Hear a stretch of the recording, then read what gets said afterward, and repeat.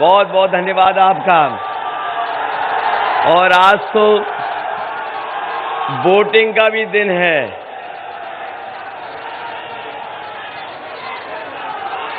आज ऐसा वोट पड़ रहा है कि चौथे चरण में ही समाजवादी पार्टी और गठबंधन को बहुमत मिलने जा रहा है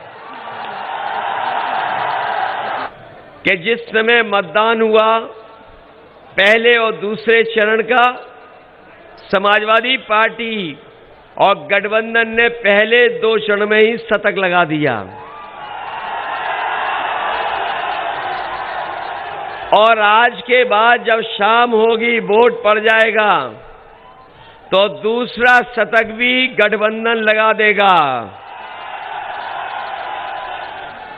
ये अब आपकी जिम्मेदारी है कि इस बार गठबंधन की और समाजवादी पार्टी की ऐतिहासिक बहुमत के साथ सरकार बने।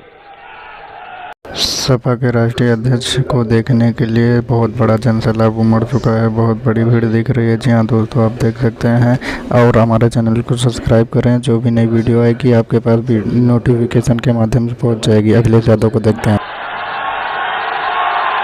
ये बहराइच का जन सैलाब देख करके बहुत सारे उनके नेता अदृश्य हो जाएंगे, अब दिखाई नहीं देंगे। ये लगता है ऐलान हो गया है बहराइच से कि इस बार 22 में 22 किल। ये आज मैं ऐलान मान लूं बहराइच से।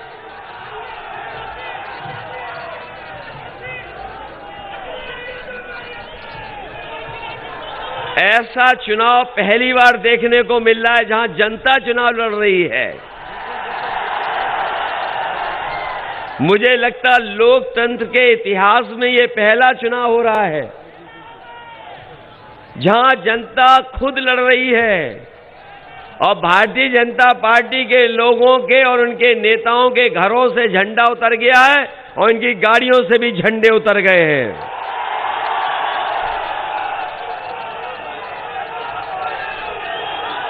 बताओ उनके चेहरे डाउन हो गए कि नहीं हो गए?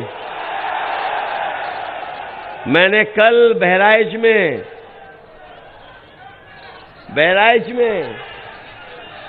यहीं पर मैंने मंच देखा।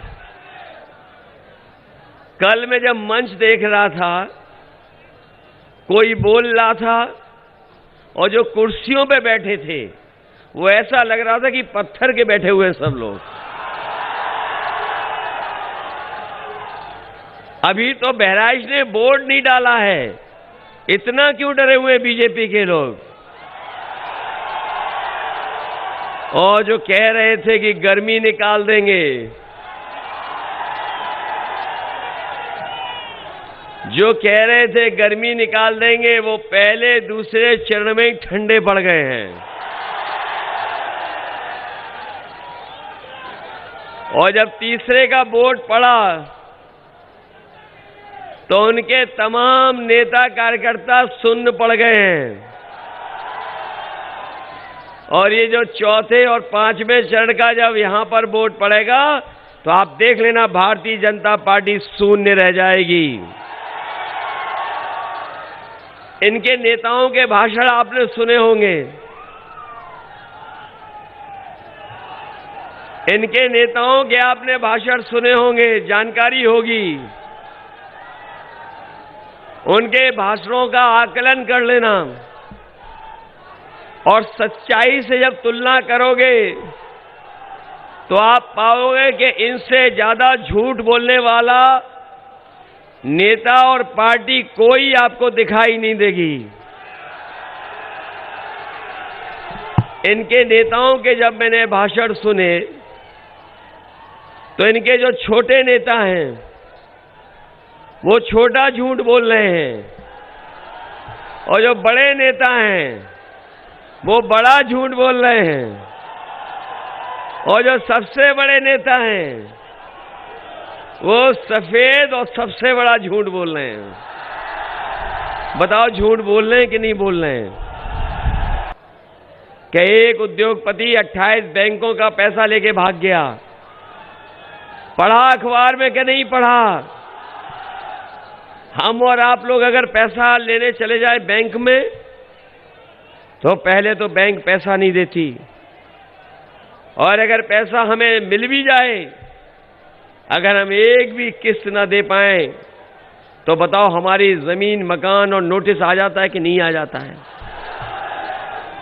और बताइए 28 बैंकों का पैसा 22,000 करोड़ से ज्यादा एक लेकर के भाग गया।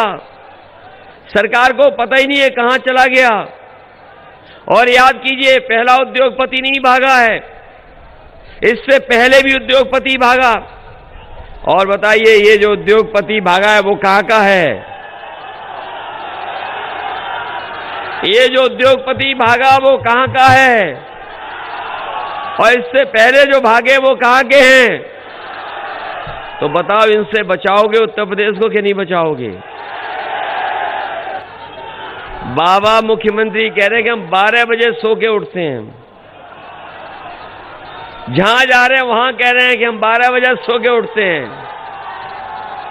जब से बाबा मुख्यमंत्री ने ये कहा कि मैं 12 बजे सो के उठता हूं, हमने उनके भी घर पर नजर रख ली है। और याशिर साहब जानते होंगे कि हमारा घर और उनका घर एक ही दीवार है। इधर मैं देखता हूं कभी कभी वहां शाम को धुआं उड़ता है। और अभी कुछ दिन पहले कुछ पुताई वाले लोग जा रहे थे। मैंने पुताई वालों को रोक लिया, कहां जा रहे हो? तो बोले कि हम मुख्यमंत्री आवास में जा रहे हैं। तब पता लगा कि ये पुताई वाले इसलिए जा रहे थे कि जो धुएं के धब्बे लगे उनको पोतने जा रहे थे।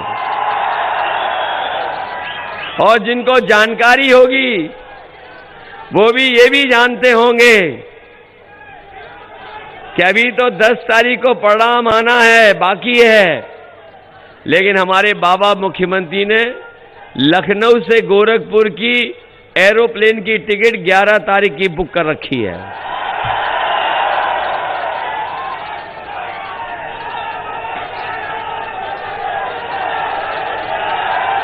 कल मैं भाषण सुन रहा था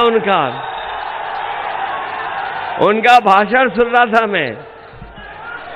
उन्होंने कहा कि हमने 1 करोड़ स्मार्टफोन बांटने की स्कीम चलाई है। ये जो नौजवानों के हाथ में हमें दिखाई दे रहे हैं और आप लोगों के हाथ में जो स्मार्टफोन दिखाई दे रहे हैं, कहीं बाबा मुख्यमंत्री ने तो नहीं दिए? वो तो कह रहे 1 करोड़ बांट दिए हमने। वो कह रहे थे लैपटॉप भी दे दिया हमने। और बाबा मुख्यमंत्री इसलिए नहीं दे रहे हैं कि वो खुद नहीं चलाना जानते हैं। अभी आपने उनकी तस्वीर देखी होगी कि खुद पूरब देख रहे हैं, जनता पश्चिम देख रही है। तो तब पता लगा जाकर के कि लैपटॉप के साथ साथ स्मार्टफोन भी नहीं चला पाते। जो लोग आज के जमाने में लैपटॉप स्मार्टफोन को चलाना नहीं जानते हैं, वो सोचो इसके महत्व को क्या समझेंगे कि आज के समय की कितनी जरूरत की चीज है। और यही नहीं, आपको याद होगा ये लोग पहले डोर टू डोर प्रचार कर रहे थे, घर घर जाके प्रचार कर रहे थे। जब से घरों में लोगों ने इन्हें लाल वाला सिलेंडर दिखा दिया है, ये अब घर घर जाके प्रचार नहीं कर पा रहे, दूर से ही प्रचार कर रहे हैं अब। और एक तो नेता उनके ऐसे हैं कि थूक लगा करके पर्चा बांट रहे थे।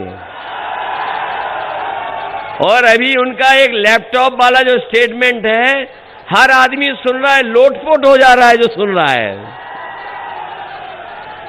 उन्हीं का अभी एक स्टेटमेंट आया है लैपटॉप को लेकर के, और जो जो लैपटॉप का उनका स्टेटमेंट सुन रहा है वो सब लोटपोट हो जा रहे हैं। उन्होंने कहा कि 12वें के बाद जो इंटर कर लेगा उसके लैपटॉप देंगे।